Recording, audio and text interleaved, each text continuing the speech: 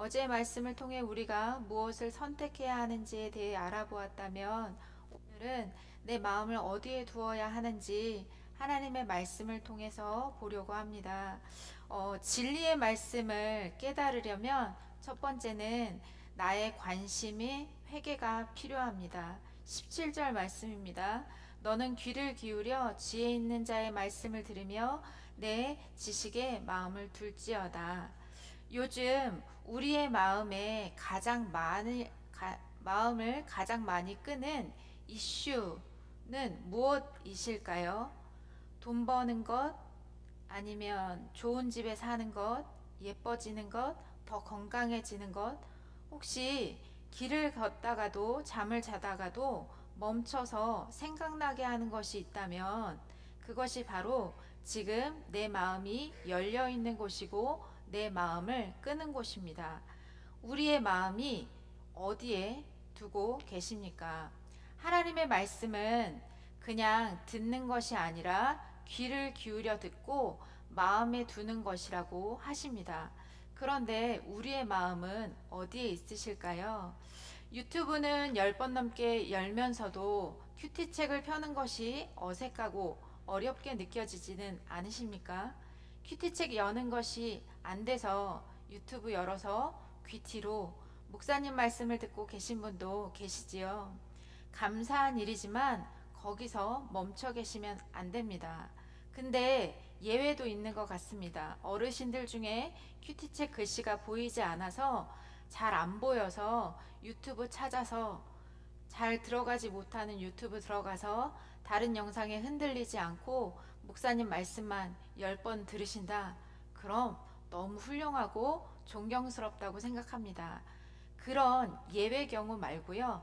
읽을 것이 가능한 분들이라면 책을 펴는 것에서 귀를 열어 말씀을 듣는 것에서 말씀을 들으며 이제 말씀을 마음에 두는 곳까지 가라고 오늘 말씀에 말씀하십니다. 어떻게 마음에 두어야 할까요? 학창 시절 무언가 외우고 기억하기 위해 어떤 노력들을 하셨습니까? 요즘은 공부법이 바뀌어서 그렇게 하는 사람이 많지 않은 것 같긴 한데 깜지 써보셨죠? 스펠링을 외워질 때까지 보지 않고 쓸 수 있을 만큼 충분하게 한 단어를 반복하고 틀리면 다시 써서 하얀 종이가 검정색으로 바뀔 때까지 쓰고 외우셨듯 오래 기억하기 위해 우리는 그렇게 하얀 종이를 까맣게 채워가며 공부했었습니다. 하나님의 말씀도 그렇습니다. 깜찍까지는 아니어도 오늘 나에게 주시는 말씀을 기록하는 열심히 들어가야 합니다. 반복하고 써보고 가만가만 단톡방에 나눠보고 적어보는 정성이 필요합니다. 저도 굳이 왜 그렇게까지 해야 하나 하는 이 질문을 3년 넘게 했던 것 같아요. 말씀 듣고 정리하고 내가 오늘 할 거 하면 되지 라고 말입니다. 그런데요, 기록하고 정돈된 주님의 말씀은 그날 내가 하나님의 말씀을 붙잡을 수 있게 해주는 힘이 되더라고요. 제가 아이들과 큐티를 인도하면서 한 가지의 본문을 5-6번까지 묵상하는 날도 있습니다. 그런데 5-6번 묵상해도 쓰지 않으면 그것이 정돈되지 않아서 붙잡기는 힘이 들더라고요. 그런데 내가 정성스럽게 정리해보고 한 줄 문장으로 요약해보고 내가 어떻게 살아야 하지? 어떤 단어를 붙잡아야 하지? 나의 고민들은 글씨가 되어지고 글씨가 되어진 그 정성은 내 마음에 새겨져서 오늘 말씀을 살아갈 수 있도록 힘이 되어주는 것들을 경험하게 되었습니다.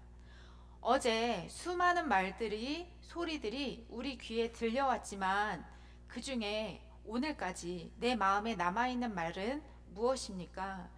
내가 관심을 가지고 있는 것을 오늘까지 기억할 수 있습니다. 내가 계속 생각하고 내가 마음을 두는 것이 오늘까지 나의 마음에 남아있게 됩니다. 그런데 그 마음에 남아있는 것 어떤 것이 있으십니까? 영원한 생명을 누리게 하고 변하지 않는 진리의 말씀이 남아있으십니까? 아니면 잠깐 있다 사라질 안개와 같이 부질없는 것으로 내 마음을 채우고 계십니까? 돌아보고 회개하고 하나님의 말씀 앞에 있기를 소망합니다. 18절 말씀입니다. 말씀에서 내 입술 위에 함께 있게 함이 아름다우니라 말씀하십니다. 하나님의 말씀은 마음에만 두는 것이 아니라 입술로 나누는 것까지 가야 한다고 하십니다. 우리의 입술에 오늘 하루 한 단어라도 오늘 말씀하신 말씀이 우리 가운데 나누어지는 입술이 되기를 소망해 봅니다. 그러려면 지금 피곤하시더라도 눈을 뜨고 말씀 앞에 나를 좀 세우는 은혜가 있기를 소망해 봅니다. 비싼 립스틱을 입술에 바르는 것이 아름다운 입술이 되는 것이 아니라 하나님의 말씀이 있는 입술이 가장 아름다운 입술이라고 말씀하고 계십니다. 늘 내 입술에 가장 아름다운 입술이 되어질 수 있도록 말씀이 우리의 입술 가운데 있기를 소망합니다. 진리의 확실한 말씀을 깨달으려면 두 번째는 하나님의 정의로 이 땅을 살아가야 합니다. 22절, 23절, 24절 말씀입니다. 약한 자를 그가 약하다고 탈취하지 말며 공고한 자를 성문에서 압제하지 말라. 대저 여호와께서 신원하여 주시고 또 그를 노력하는 자의 생명을 빼앗으시리라. 노를 품은 자와 사귀지 말며 울분한 자와 동행하지 말지니. 하나님의 정의는 사람을 무너뜨리는 정의가 아닙니다. 하나님의 정의는요, 긍휼과 사랑과 회복을 위한 정의입니다. 세상에서는 손해보는 것 같고 바보 같아 보일지라도 굳이 약한 자를 탈취당하는 그 자를 도와주어야 하나? 라고 내 마음의 소리가 들릴 수도 있습니다. 나에게 잘해주지 않는 사람을 사랑하고 약자를 섬기고 돌아봐야 하기 때문입니다. 세상에서 성공하는데 도움 안 되는 경우가 허다히 많은 그들을 오늘 말씀은 돌아보라 라고 말씀하십니다. 세상의 진리가 맞아 보이지만 세상이 모르는 것이 있습니다. 이 세상을 주관하시는 분이 하나님이라는 사실입니다. 우리는 이 사실을 붙잡고 살아갑니다.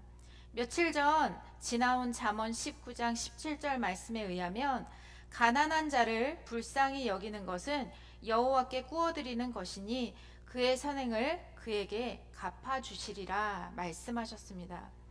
내가 약한 자를 도와줌으로 꾸어드린 분이 누구라고 하나님께서 말씀하시냐면 나 하나님이야 라고 말씀하십니다.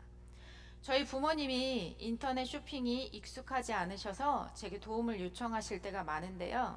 만약에 37,800원어치 약을 사드렸어요. 그러면 저희 부모님이 저한테 돈을 주실 때 37,800원어치 안 주시더라고요.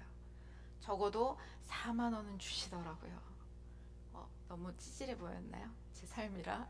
여러분, 육신의 부모님도 자식에게 더 주시려고 하시더라고요. 저희 부모님만 그러실 것 같지 않습니다. 그럼 하늘 아버지는 어떠실까요? 야, 너가 많이 쓴 건 아는데 좀 깎아주면 안 되겠니? 이러실까요? 안 그러시지 않을까요? 주님께 꾸어드리는 건 언제나 더 풍성한 복을 누리게 하시는 길인 줄 믿습니다. 아동부 아이들과 함께 점토 활동을 했던 때가 기억이 났습니다. 점토를 나눠주고 만들고 싶은 걸 만들어 보라고 했습니다. 주제는 없었습니다. 어떤 친구는 방 문패를 만들기도 하고 어떤 친구는 수저 받침을, 어떤 친구는 삐뚤빼뚤한 컵을 만들었습니다. 어떤 친구는 자기가 만든 작품이 꽤 만족스럽기도 했고 어떤 친구는 별로 마음에 들어하지 않는 친구들도 있었습니다. 아이들에게 물어봤어요. 이걸 어떤 친구가 부숴버리면 어떨까? 라고 물었더니 아이들이 말하더라고요. 화나죠, 내 건데. 잘 만들었든 못 만들었든 내가 만든 것이기 때문에 화난다고 하더라고요. 내 거니까. 우리 주변의 사람들, 내가 보기엔 별로지만, 내가 보기엔 별로 안 친하고 싶지만 하나님이 만드신 작품입니다. 하나님이 예수 그리스도의 핏값을 지불하셔서 구속하신 하나님의 사람들입니다.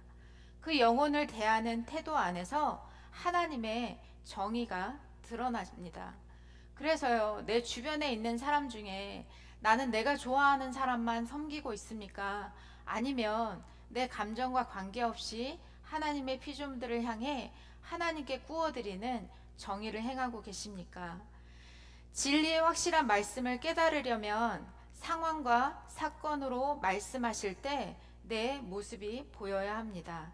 24절 말씀엔요, 노를 품은 자와 사귀지 말며 울분한 자와 동행하지 말지니 라고 말씀하십니다. 말씀에서 누구와 동행하고 있는지 점검하라 라는 말씀도 되어질 것 같습니다. 그런데 한편으로는 내 주변에 어떤 사람들이 있나 라는 말씀으로 들려지기도 합니다. 내 주변에 노를 품은 사람이 있어 힘들지는 않으십니까? 울분을 토하는 자들 때문에 내가 지친 삶을 살아가고 있지는 않으십니까? 내 주변에 왜 이런 사람들만 있을까 고민해 보신 적 없으십니까? 구속사 말씀을 들으며 깨닫게 된, 알게 된 사실 한 가지는 내가 불편하게 느끼고 있는 그것이, 그 모습이, 그 말투가 내게 있더라 라고 하는 것입니다. 어제 고백한 것과 같이 죄에서 하나도 벗어나지 못하는 것이 저인데요. 다른 사람들의 모습이 불편하게 다가왔을 때 그 모습이 제 안에 그대로 녹아져 있는 모습을 보게 됩니다. 그는 뱉은 죄인이고 저는 마음 안에만 가지고 있는 죄인이더라고요. 쟤는 왜 저래? 했을 때 그 손가락을 하나님의 말씀 앞에 서면 그게 너야 라고 말씀하시더라고요. 여전히 저는 들을 말을 들었습니다가 잘 되지 않습니다. 그런데 하루 지나고 이틀 지나고 그렇게 계속 말씀 앞에 서다 보면 요즘 종종 되어집니다. 성능이 떨어져서 입력이 되기까지 오래 걸리는가 봅니다. 아무튼 내 주변에 노를 품고 울분을 토하는 자 중심에 그 사람이 아니라 내가 있지 않은지 사건과 상황을 통해 나를 돌아봐야 합니다. 26절 말씀에서는요, 너는 사람과 더불어 손을 잡지 말며 남의 빛에 보증을 서지 말라 라고 말씀하시는데요, 내가 누구와 손잡고 있는지 점검해 보라고 말씀하십니다. 하나님께서는요, 말씀 안에서 한 말씀으로 한 공동체 되시는 하나님의 사람들을 우리 주변에 붙여주셨습니다. 그런데 그 사람들과 가까이 하기보다 내 육신과 내 욕망에 이끌려 다른 사람들과 손잡고 계시지는 않으십니까? 무분별한 감정적 보증, 체면 때문에 지는 빚, 내가 감당 못할 책임은 결국 나를 무너뜨려서 27절 말씀해 보니 내 누운 침상도 빼앗기리라 라고 말씀하십니다. 결국 무너뜨리겠다 라고 말씀하십니다. 욕심에서 구원하시기 원하는 하나님의 세팅은 나의 침상을 뺏기는 불편함을 내가 감수해야 하기도 합니다. 내 욕심을 깨닫고 돌아올 수 있게 하시는 터닝포인트 되게 하시기 원하시는 것입니다. 무너지지 않았지만 혹시 오늘 말씀을 통해서 내 욕심을, 내 체면을 보게 하셨다면 회개하고 돌이키는 은혜가 있기를 소망합니다. 진리의 말씀을 붙잡는 자들에게 하나님이 어떤 것들을 준비해 놓으셨을까요? 19절부터요 21절 말씀 우리 같이 소망함으로 함께 읽어보겠습니다. 시작. 내가 내게 여호와를 의뢰하게 하려 하여 이것을 오늘 특별히 내게 알게 하였노니 내가 모략과 지식의 아름다운 것을 너를 위해 기록하여 내가 진리의 확실한 말씀을 깨닫게 하며 또 너를 보내는 자에게 진리의 말씀으로 화답하게 하려 함이 아니냐. 하나님께서 오늘 우리에게 주시는 말씀은 하나님께서 특별히 우리에게 쓰셨다라고 말씀하십니다. 오늘 말씀이 하나님의 특별한 초대장처럼 느껴집니다. 여러분 길을 가다가요, 유명한 국회의원이 나에게 말 한마디 걸었다면 그날의 주제는 그 국회의원이 나한테 와서 말을 걸었잖아가 되지 않으시겠습니까? 창조주 하나님께서 오늘 우리에게 말씀하신다면 이보다 더 특별한 일이 있을까요? 시편 125편 1절에서 2절 말씀에 보면 여호와를 의뢰하는 자는 시온산이 요동치 아니하고 여호와께서 그 백성을 이제부터 영원까지 보호하시리로다 라고 말씀하십니다. 이사야 26장 3절 말씀에 보면 주께서 심지가 견고한 자를 평강의 평강으로 지키시리니 이는 그가 주를 의뢰함이니라. 하나님께서 오늘 말씀을 통해 우리 가운데 말씀을 걸어오십니다. 내가 너를 평강의 평강으로 지키시겠다고요. 흔들리지 않고 견고하게 나를 붙들어 주시겠다고 말씀하십니다. 여러분, 하루를 마감하고 잠자리에 딱 누웠는데 내가 한 말 때문에 그 말 하지 말았어야 되는데, 그 행동 하지 말았어야 되는데 하면서 발길질 해보신 적 있지 않으십니까? 오늘 특별히 찾아오시는 주님의 말씀이 내 안에 있어서 하나님이 나를 오늘 지키신대, 하나님이 평강의 평강으로 나를 지키신대 라는 말씀이 우리의 입술 가운데 있어서 오늘 저녁엔 나의 말의 실수와 행동의 실수 때문에 이불을 차는 것이 아니라 그 약속의 말씀 때문에 감사함으로 오늘을 잠잘 수 있는 하루가 되어졌으면 좋겠습니다. 말씀을 마음에 두고 입술에 담고 삶으로 살아내는 자에게 하나님은 평강과 흔들리지 않는 보호하심의 복을 약속하고 계십니다. 잠언의 지혜는요, 결국 어디를 가리키고 계실까요? 잠언의 지혜는 예수 그리스도를 가르치고 계십니다.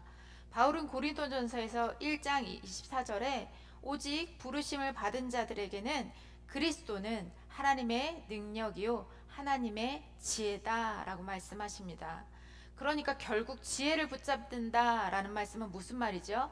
내가 오늘 예수 그리스도 붙잡고 살겠습니다 라는 고백과 같은 표현입니다. 고린도전서 1장 18절 말씀에는요, 십자가의 도가 멸망하는 자들에게는 미련한 것이요 구원을 받는 우리에게는 하나님의 능력이다 라고 말씀하고 있습니다. 세상은 십자가가 어리석어 보인다고 합니다. 연약한 자를 위해 나눠주는 것이 왜 그렇게까지 해야 돼? 왜 그래? 라고 말하기도 합니다. 그러나 십자가는 부활에 이르게 하는 진정한 지혜라고 하나님께서 말씀하십니다. 진리의 말씀, 변치 않는 생명의 말씀을 오늘 붙잡고 아름다운 입술이 되어질 수 있도록 오늘 내 입술에 하나님의 말씀이 있기를 소망해 봅니다. 적용 질문 드려볼게요. 요즘 나의 귀와 마음을 사로잡고 있는 관심사는 정직하게 무엇입니까? 나는 하나님이 말씀을 깜지처럼 새기며 살아가기 위해 애쓰고 있습니까? 오늘 내 입술에서 어떤 말이 오가기를 소망하십니까? 오늘 하나님께서 내게 주신 말씀을 특별한 초대장으로 특별하게 받으시고 계십니까? 우리 함께 말씀을 붙잡고 기도하겠습니다. 하나님, 그 어떤 것보다 나에게 특별한 일이 주님께서 나를 찾아오셔서 오늘 말씀으로 나에게 말씀하시는 것임을 믿습니다. 하나님, 오늘 내게 하나님의 말씀이 있도록 인도하여 주십시오라고 기도하고, 교육자 수련회 가운데 계신 목사님, 사모님 가운데 성령의 충만함과 영육 간의 강건함과 온전한 쉼이 되어주시는 시간 되어질 수 있도록 하나님 붙잡아 주십시오. 교회 필요들 위해 하나님 채워주시고 공급하여 주시옵소서 기도 부탁드리고요. 각자 이 기도 제목 붙잡고 기도하시다가 각자의 기도 제목 위에 기도하시고 자유롭게 돌아가도록 하겠습니다. 우리 주여 한번 외치고 기도하겠습니다. 주여.